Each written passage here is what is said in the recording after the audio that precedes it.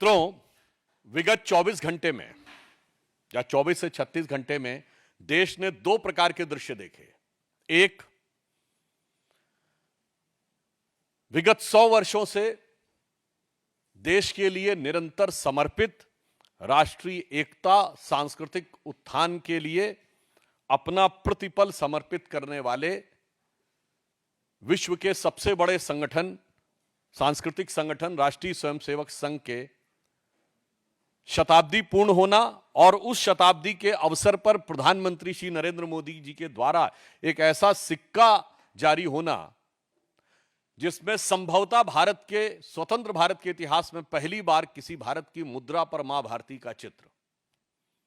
और इन्हीं 24 घंटे में देश ने एक दूसरा दृश्य देखा कि 140 साल पुरानी पार्टी, एक ब्रिटिश ऑफिसर एलन ऑक्टेवियम ह्यूम के द्वारा स्थापित पार्टी, जिसके पहले 25 साल में अनेक ब्रिटिश सेक्रेटरी अध्यक्ष रहे और 100 साल से जिसका एक ही परिवार का उस पर वर्चस्व है।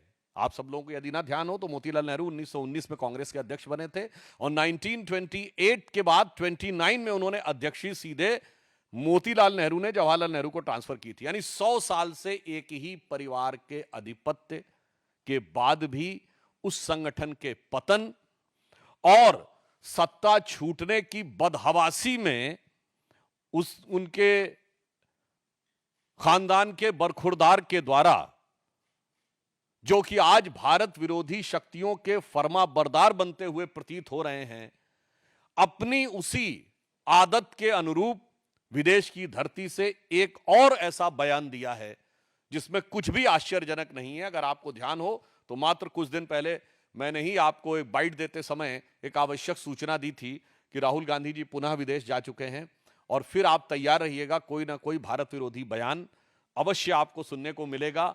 अगर सीधे दरवाजे से नहीं तो पिछले दरवाजे से और खिड़की से नहीं तो रोशनदान से मिलेगा। इसलिए आप लोग चारों तरफ से सतर्क रहिएगा। और आज उसी की एक बानगी दिखाई पड़ी है। ये दो अंतर देश की जनता के सामने स्पष्ट हैं कि कौन भारत के हित में और कौन भारत विरोधी शक्तियों का जाने में चाहे अनजाने में एक टूल बनता चला जा रहा है। और यह कोई अपने आप में अलग सामान्य घटना नहीं है। इससे पूर्व राहुल गांधी जी इतनी बार विदेश में जाकर भारत विरोधी बयान दे चुके हैं कि मैं उन सबको गिनाऊंगा तो आप सबका समय बिना वजह व्यर्थ होगा।